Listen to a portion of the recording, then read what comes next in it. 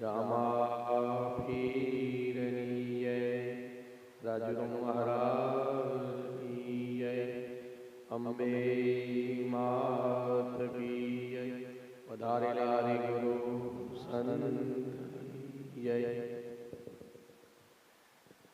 માના પાવન મંદિર ચોકમાં ભજન અને સત્સંગમાં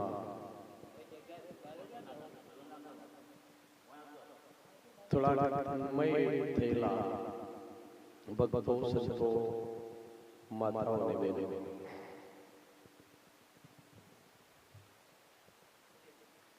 દાયા દિલમાં વિચારીને સત્સંગ કરજો. આ ભજન ચરણ છે. સત્સંગ એટલે શું? સત્સંગ કોને કહેવાય અને એની શક્તિ શું છે? સત્સંગ સમજવું હોય તો પહેલા દર્પણ લેવું પડે. દર્પણ આપણા ચહેરા મોરા કેવા છે, રંગી રૂપે કેવા છે, દર્પણ બતાવે છે. અને આપણા આચરણ કેવા છે, આપણે વર્તીએ છીએ કેવું, એ સત્સંગ બતાવે છે. ચહેરા ઉપર કોઈ ડાઘ પડ્યો હોય, ચીલ થયો હોય, મોં થયો હોય તો દર્પણ બતાવી દે. પણ જો સુધી આપણે દર્પણ પાસે ના જઈએ ત્યાં સુધી આપણા ચહેરા મોઢા પર એનું મોં કતલ આપણને ખબર પડતી નથી. એમ જો સુધી સત્સંગમાં નથી જતા ત્યાં સુધી આપણામાં કેટલા દુર્ગુણો છે, કેટલી કુટેવો છે, કેવી નીતિ છે, એની આપણને સમજણ પડતી નથી. એટલે સત્સંગ આપણને આપણા આત્માની ઓળખાણ કરાવે. આપણે કેવા છીએ એની આપણને ખબર પડે. બીજાના દોષો જોવા જઈએ અને બીજાના દોષો હોય રહી જેવડા આપણા પર્વત જેવા લાગે અને આપણા પર્વત જેવા દોષો આપણને રહી જેવા લાગે તો મોની લેવાનું કે આપણે મોડા ગયેલા આ દુનિયામાં લોકોથી તીખા પત્ર અને નફરત પાત્ર થઈ જવાના છે. લોકોના દુર્ગુણ જોઈને આપણા કાઢવાના છે.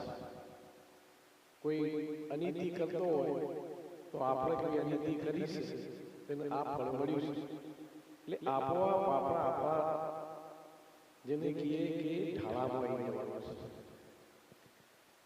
સત્સંગથી આપણી જે વર્તીઓ છે એ બધી નિર્મળ બને અને કેટલીય ઈર્ષા, અદેખાઈ, કામ, ક્રોધ, મોહ, લોભ, લાલચ, મત્સર આ બધા સત્સંગથી આપણાથી દૂર જાય છે અને એમાં આપણે ટાળી શકીએ. કેટલાકને જોડી જોઈ ઘરમાં નહીં હવા દેતા અને કેટલાક તમારા ઉંમરથી આગળ આવવાની હિંમત પણ ના કરે.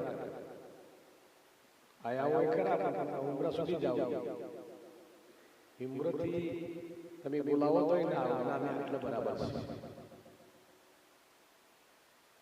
ચંપલ વધારે વગર આવે તો માતાજીના મંદિરના પગથિયા સુધી જાય છે, પછી ચંપલ આગળ નહીં.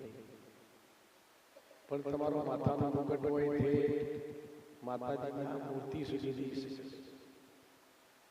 એમ માથાના મુકટ બનવા માટે કેટલા ઘા સહન કરવા પડે છે, મુકટ પૂછો તો ખબર પડે. એટલે દર ક્ષણે હર પડે બીજાના દુર્ગુણ નજર તો આપણા દુર્ગુણ નજર રાખવાની છે. ચોક્કસ સારા રહેવાનું છે પણ સારા હોય કદી ખોટા કહેવાના નથી. આપણે બધા કહીએ છીએ આ ભલા તો જગ ભલા, એમાં હું સંમત થતો નહીં. કારણ કે મેં બરોબર જોયું છે, જો આ ભલા તો જગ ભલા તો બધું ભલું જ હોય. પણ તમે ગમે કેટલા ભલા થો પણ હોમલ્યો ભલા હોય ને તો તમારી વલા બગાડી.